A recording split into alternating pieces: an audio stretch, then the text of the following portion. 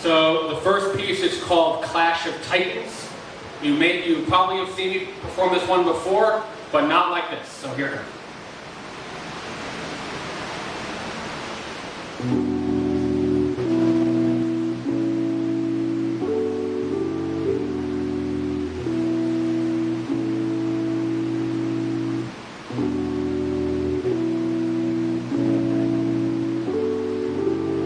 Berserker rage blooms, like gladiators in a tireless fight, swinging archaic but powerful weaponry. Berserker rage blooms, battle scars worn by everyone, testaments of survival.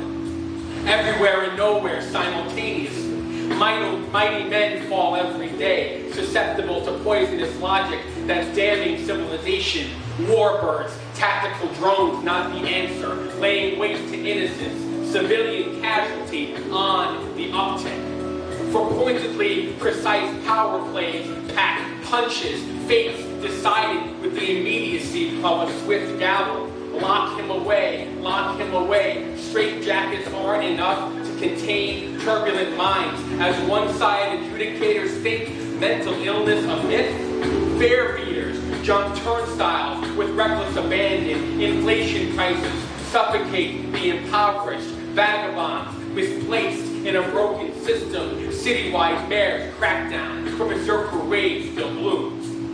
In communities, in nations, as kids witness their parents flogged, strife that predates their lifetimes, trivialities enmeshing, therapy sessions on mute.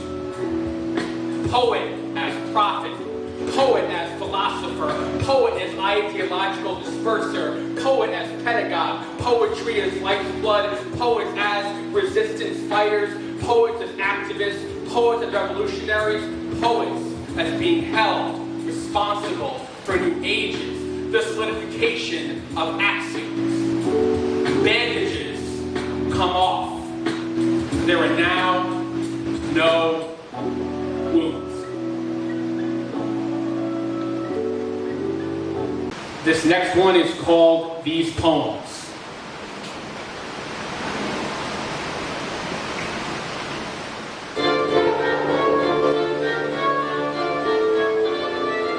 A little spooky for you, I know.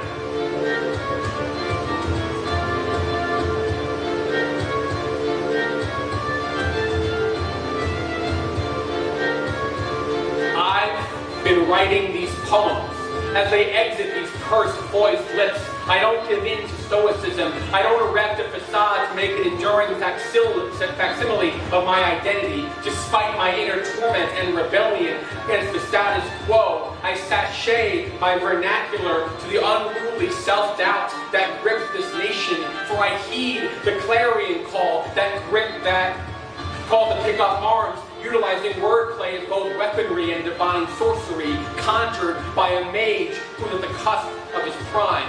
In all my power and might, I flex like bow, contort messages that bombastically explode like kamikaze warships, for I sink enemy U-boats with a stealthy precision, never before seen by mere muskets.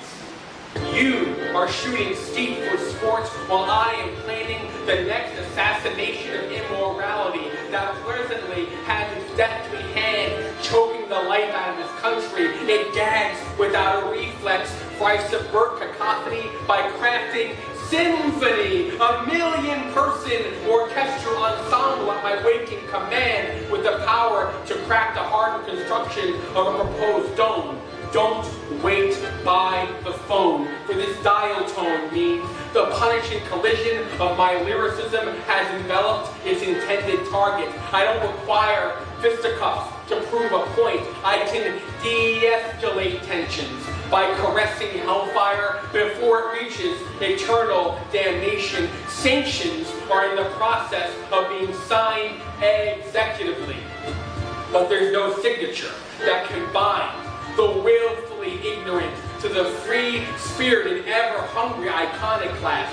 This is no time to fast, no metric rhyme or rampant reason to disembowel democracy. Its innards may leak onto the cobblestone pathways that used to be well-trodden by horse and buggy. We need to return to those simpler, more honest the groundswell of gadgetry caused dysmorphia to our brains, humanity is unmeant to be constantly plugged in, yet garishly tuned out from human experience, a technological death knell finally crafted by the upper class. Forget malignancy and mental illness. This is the really invisible enemy our bodies and minds must worry about. Let us now be the antigen to these pathogens, performing, publishing, and writing to combat delirious, dizzying disease. One is more autobiographical in nature. I'm changing up a little bit. It is called My Pen.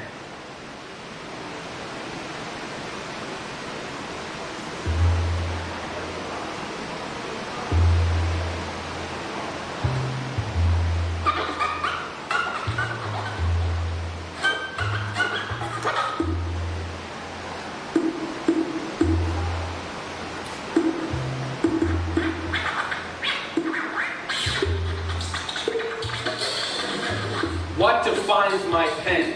It is a calligraphy that spills forth from its inspiration, not just a writing implement, but a versatile piece of gadgetry, able to synthesize thought without compromise, requiring an able hand that hasn't yet succumbed to its mortal coil, geriatric shaking that might set in later. For now, it's formative, sturdy, and the preferred method of delivery. No return to sender, emotions in a blender, once boxed in.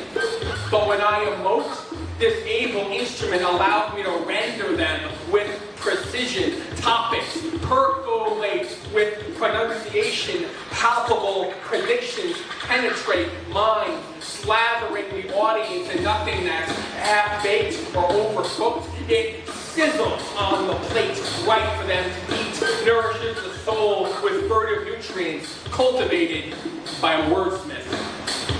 If the ink dries, it can be replenished. If the point splinters, it can be swapped for a new one to continue blazing its trail as long as the vessel remains intact. No impending structural damage.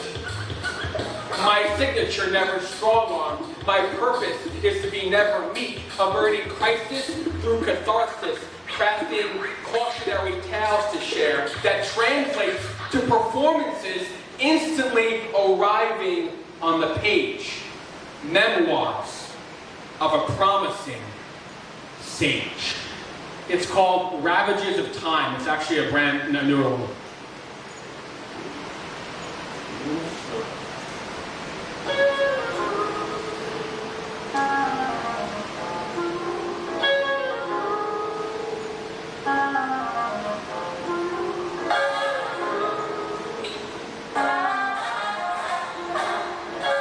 Temporary time on a temporary earth. As it spins revolution, there's no time for ridicule. Self-sabotage has a way of sepulchering the soul. For the finite demands of these rhymes are alert to awareness and activation, combating entropy and bigotry. Tawdry remains. No one is made of Teflon. Bullets and shards can pierce with ferocity. Hairs get tangled, mangled, knotting. Temporary time on a temporary earth. Rampant hysteria mixed with malaise manifest. Jargon exited from lips, jolts the senses with a side eye. I speak with utility and lived experience, aiming to supplant my own house of horrors, analyzing the circus sideshow of wrongful circumstance. Temporary time on a temporary earth. Pissing in a cup or in a urinal makes no difference.